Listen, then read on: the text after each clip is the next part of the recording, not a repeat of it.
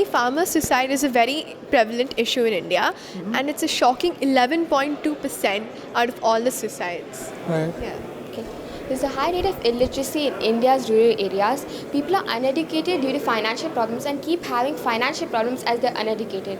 The farmers don't get the true worth of their crops, and this is exactly what we seek to abolish through our app Azad Anaj, which means freedom to grow your crop at the best price.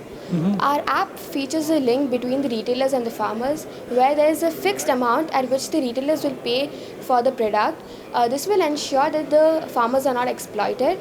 Okay. We aim to reinstate the equality of living of India through fair trade and make sure that their privacy and dignity is secure. Actually, we have our school to thank for this entire idea because it provides us with so many opportunities to hone our skills, our creativity, and our entrepreneurship skills. So actually, we were all part of a boot camp, which was called the Entrepreneurship Boot Camp, and it taught us to ideate, collaborate, and come up with innovative value propositions, and that is how we came up with our app. So we realized that actually farmer suicide is such a prevalent issue in India, and it's such a sad, tragic reality that they live, and that's how we thought we could change or curb this issue with our app. So now moving on to the framework of our app.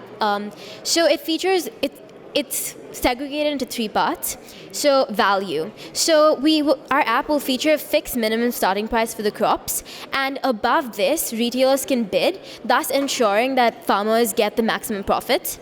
Next, it would feature a weather forecasting feature, which would thus help farmers to plan their crops according to the weather. And we would also provide safe transfer and storage of apps if any natural disasters, for example. Next, technology. So our app will also feature a weekly vlog by leading agriculturists in the nation, which would make for knowledge transfer and would also help farmers to get to know about the leading technologies being implemented and implement it for themselves. So basically, who will work in our company? There'll be interns and volunteers.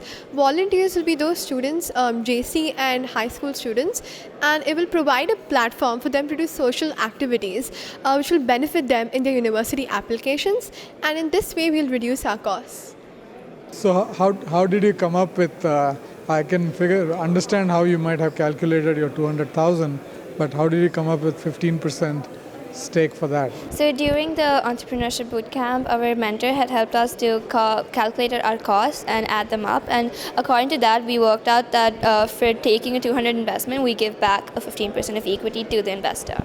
So we thought of starting in Maharashtra and Podbodhan village in Yatswal district, because there was that we found that there was 24% of farmer suicides. So per district, we earn up to 1 lakh. And therefore, So how do you monetize this? So do you charge the farmers? We charge them 10 rupees per month, nominal fee, just to like work out our daily basis cost. And so across 400 districts, it comes up to 15 crore per year. For the profits, we come up to 400. So have you looked at an alternative model where you charge them nothing? Yes, we have, and it didn't really work out because to run our costs per week, because we'll be traveling from here to India. I know, but have you looked at other possibilities to get revenue? Yes, we did, but then maybe advertising revenue or whatever it is. We did. Where, the farmers at the end of the day, they're buying something. So it could be seeds and fertilizers and what have you. We calculated so that could be an all alternative model. Yes, we did all that because at first when we started, we didn't want to charge the farmers anything. We wanted to be a complete social non-profit organization. But then we worked out that because of the cost of ours and because they'll be buying something soon and we are giving them fair base for retailers. So we need to calculate everything and then we charged up. Absolutely agree with you. In fact, I'll never suggest that not for profit or whatever. Yeah. It should be a for profit, so that is for sure.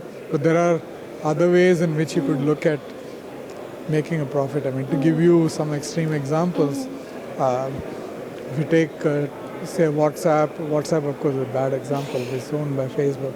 But say Facebook or Google search and so on, so none of us pays anything, so it's free.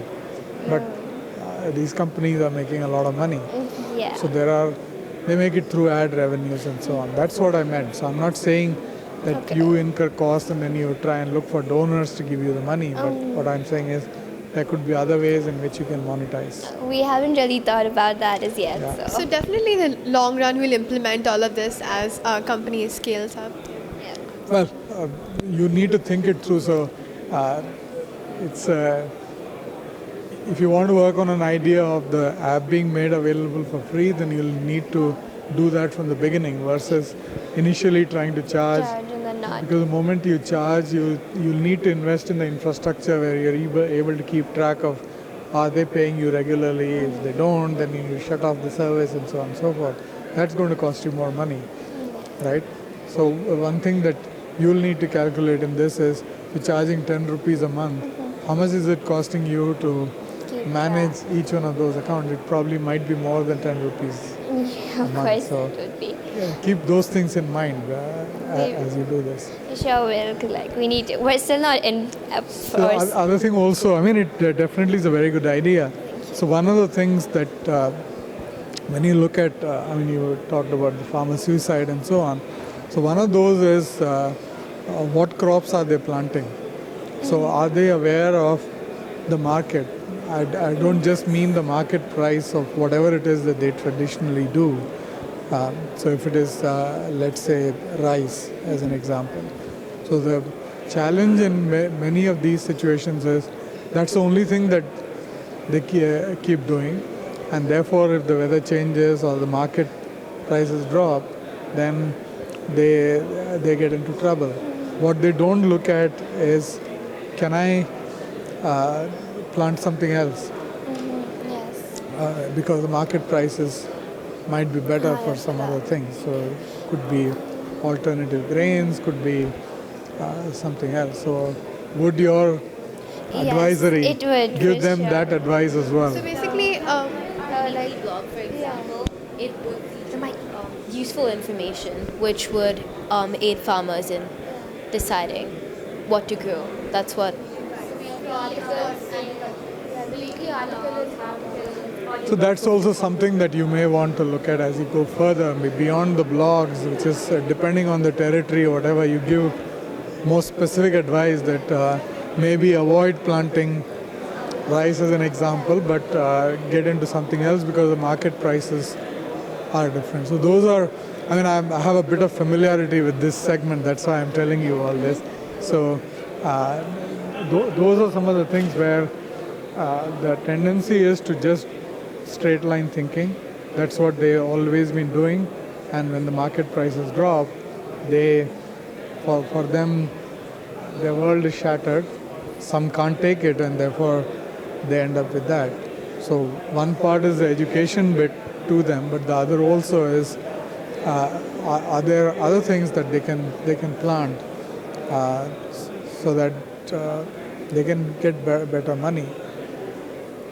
And you'll need to pilot this in a couple of places, because one of the, when you talk of disintermediating, that is, so the farmer is directly connected to the market, it's easier said than done in markets like in India, because there are established forces who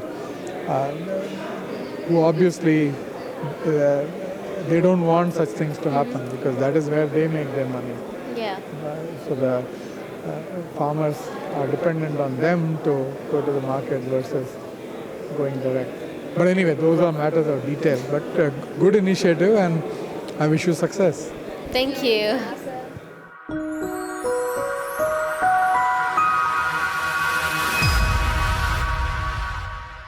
For more videos, like and subscribe on our YouTube channel. Follow us on Facebook and Instagram at the link below.